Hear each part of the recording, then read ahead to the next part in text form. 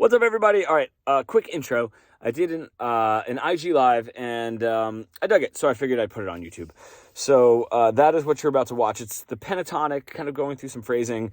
I posted some stuff from the course that we're teaching that was a little bit advanced. It was sort of like halfway through the course, and some people wanted something that was a little bit more accessible if you're just starting to get into improvisation. And of course, the pentatonic is a great starter for that. So here we go. Enjoy. All right. That last video that I did, the not the live, but the sort of theory based, pentatonic, modal, major scale, modal kind of video was a little intense. A few people were saying that they didn't really understand what I was talking about. Right, it was a little too over their head, which is totally fine. So let's just do some pentatonic stuff, right? Some people were asking about some pentatonic stuff, some pentatonic phrasing. I'm going to give you a whole bunch of stuff that you can use right now. And if you've gone deep into my pentatonic content, none of this is going to be surprisingly different from that. But I'm just going to sort of put it all into one live video here. I didn't feel like pre-taping this, so we're just going to go live. But if I'm here, my A pentatonic, right?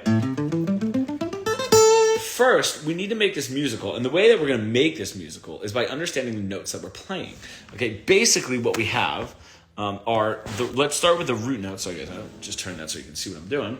5th fret on the E string, 5th fret on the E string, right? And then 7th fret on the D string.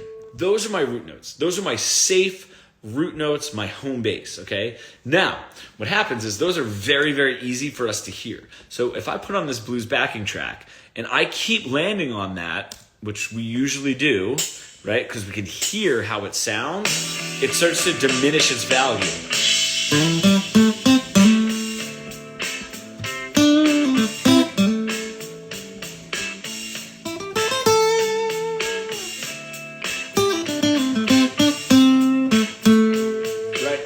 That we do that need for that home base, that need for that safety diminishes, right? We need to make that note wanted.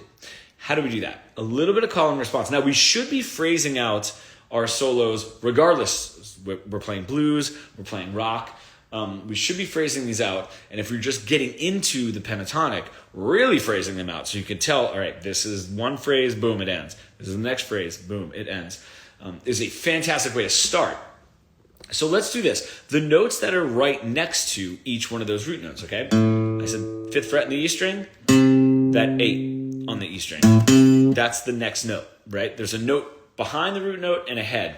Right now, we're just going to do the one ahead here because we don't want to break position. Right? The next two notes are neutral. This note is right behind my 7th fret or my root note on the D string. So that 5th fret on the D string and then the note after, 5th fret on the G string,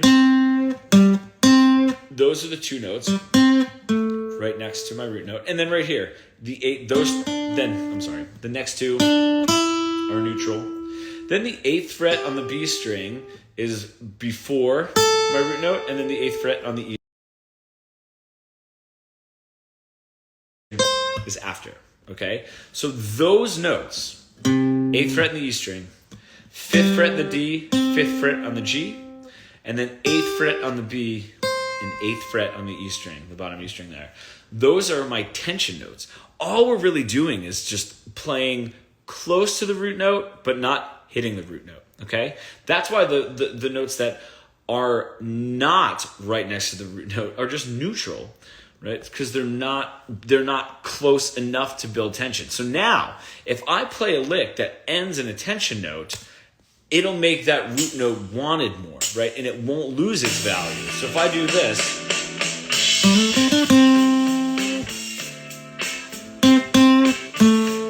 cool.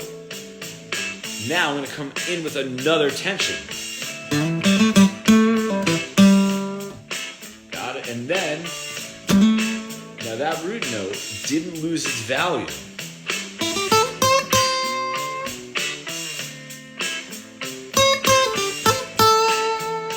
So each one of those, so 6 phrases, right? And it was a tension, right? The notes that are close to the root note, but not quite, and then into the root note, a resolution.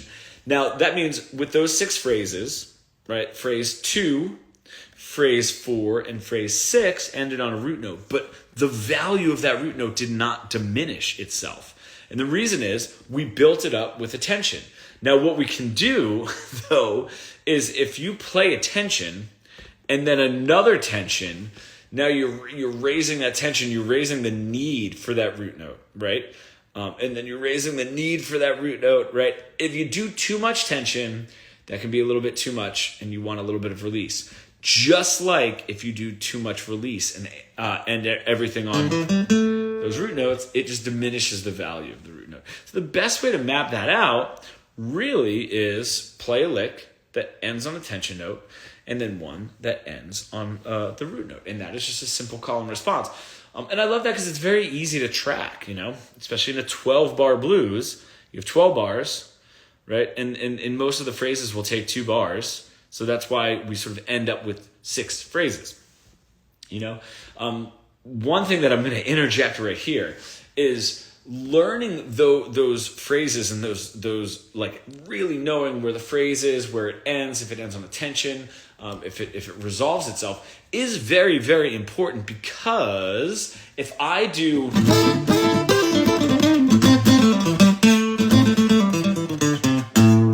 that may sound like it's just a machine gun slew of notes. Not that it was anything too impressive or too fast, but it may just sound like it's a random moving down the scale.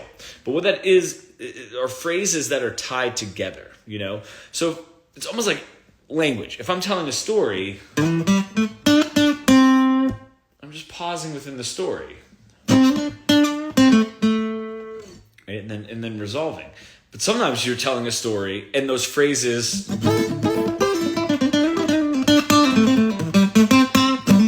just tie together, right? That's not just one phrase, multiple phrases that are tied together.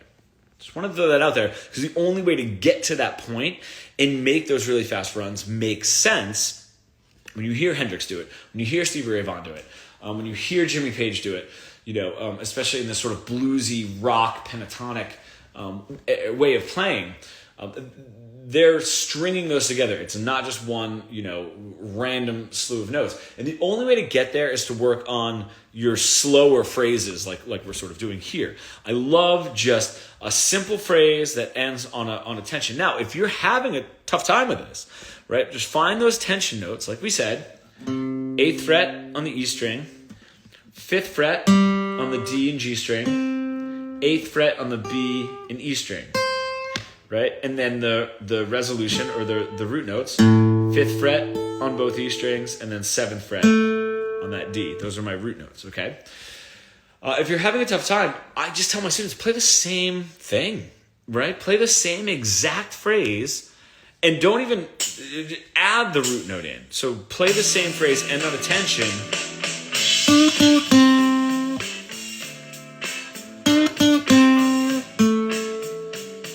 Exact phrase, I just ended on a tension. I'll do it again up here.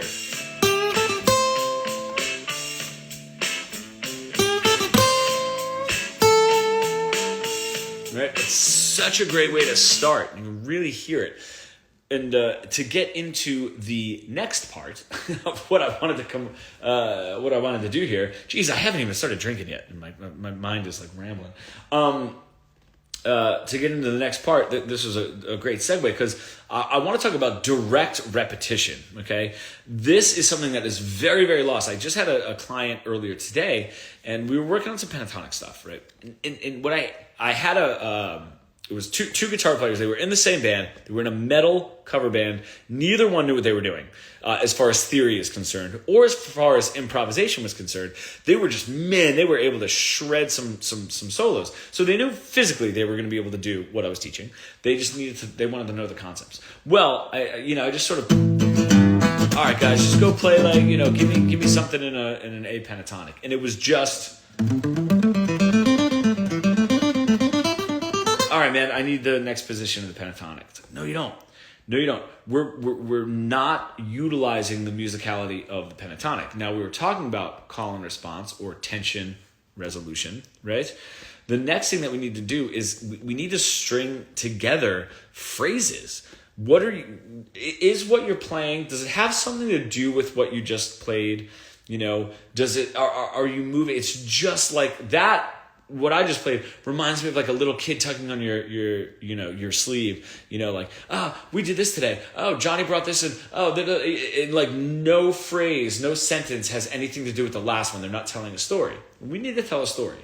And where people do get stuck within this, and I'm specifically talking about these guitar players because they were absolutely magnificent guitar players, but they've never done this concept before, is direct repetition, right? And what that means is if I threw this backing track on, can you play a lick, right? Don't think, jump right in. Can you play the same exact thing?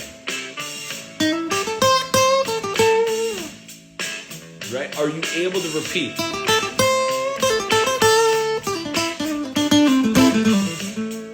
Right? Could I play that whole thing again? I can't. I sorry, I trailed off there. That direct repetition, I was going into stringing multiple phrases together. That direct repetition does get very difficult for people. And that's what needs to be worked on to eventually get to just that phrase that I was doing and stringing them together. If you cannot directly repeat a phrase that you just played, then playing something that will go along with what you just played and make your solos cohesive is going to be impossible, right? So it does need to start with that direct repetition. Just throw this backing track on and just pick a phrase, right? And just see if you jump in and do the same thing.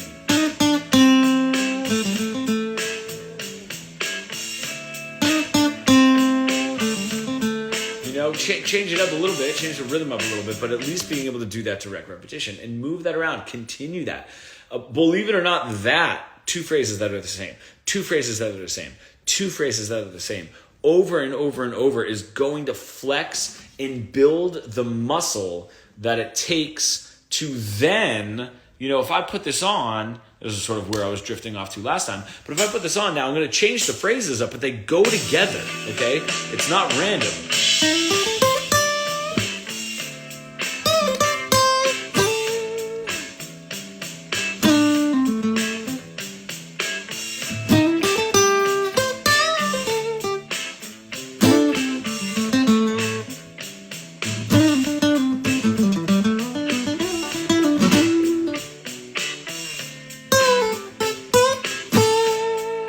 Right? That isn't as if I were to do something like this.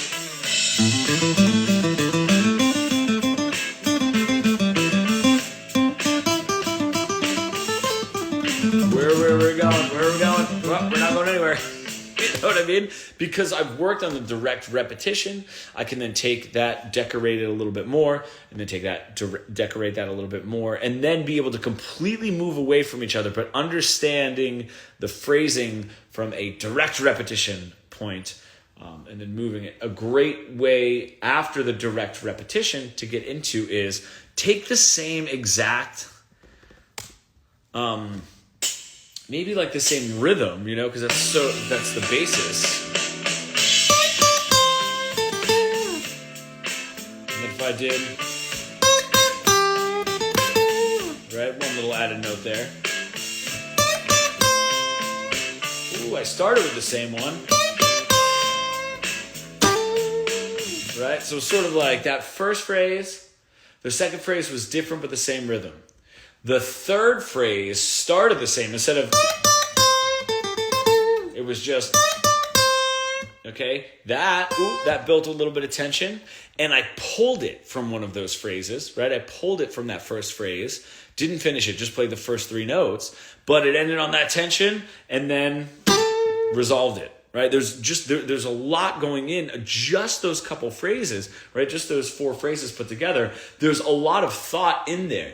Now, it does not take long before this becomes a language, which is sort of what we really are trying to get to when we're teaching this in the course. But before it becomes a language, and you don't have to think about it, right? You don't have to translate it. What I always say, like, translate it back to your native language. And what I mean by that is, when I'm in Spain, my God, am I horrible at speaking to people, because I have to keep thinking of what they're saying, and then I got to put it into English, and all that stuff.